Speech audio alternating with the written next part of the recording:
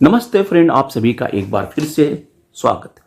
Friends, हमारे ex banker Shri Mohan P ने एक एनालिसिस, एक कैलकुलेशन किया है। At the cost of repetition, let me clarify that merger of CPI 8088 points and change in CPI series to base year 2060 equal to 100 instead of existing 9060 equal to 100 is yet to take place for pensioner prior to 1st November 22।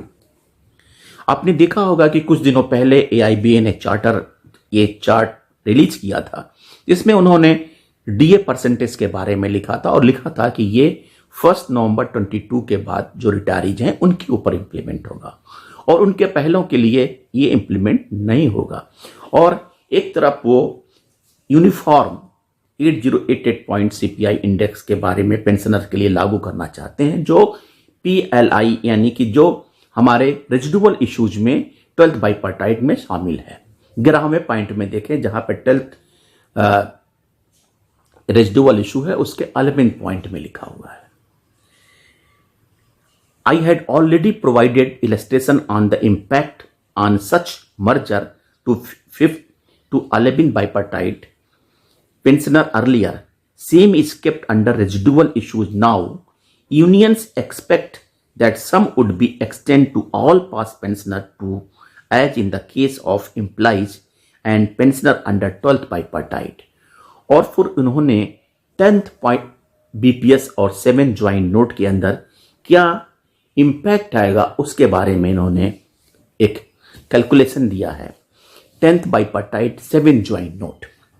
BP meaning basic pension is 24,960 and DR applicable 117.10%. That is 29,228. Gross pension would be 54,188. अब on merger of CPI 8088 point, amount to भी जो मर्ज होगा वो 91.20%, that is 22,764 rupees. Accordingly जो notional basic pension होगा वो 24,960 plus 22,764, that is 47,724। and the DA applicable and DR, dearness relief, applicable to 15.73%. That is 7,507.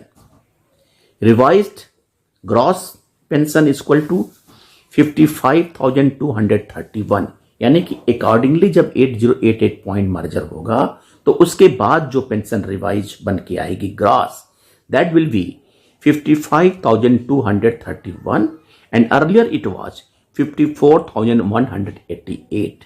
So net difference is 1,443. Shri Mohan ji का कहना है, for your understanding I have attached details pertaining to the BP 24,960. Ex gratia 2 may be there. You may also note that through this process the benefit arrived may be not much regards. यानी कि जिस हिसाब से calculation होने के बाद retirees को कोई ज्यादा फायदा होने की उम्मीद नहीं है, लेकिन उसमें नुकसान भी नहीं हो रहा है। कैलकुलेशन के हिसाब से लगभग 1034 का इंक्रीज आ रहा है। सो अगर ये हमारा हो जाता है तो ये प्लस हमारा जो एक्स ग्रेसिया वो मिला के कुछ अमाउंट पेंशनर को रिलीफ देने के लिए होगा। थैंक यू फ्रेंड्स, नमस्ते।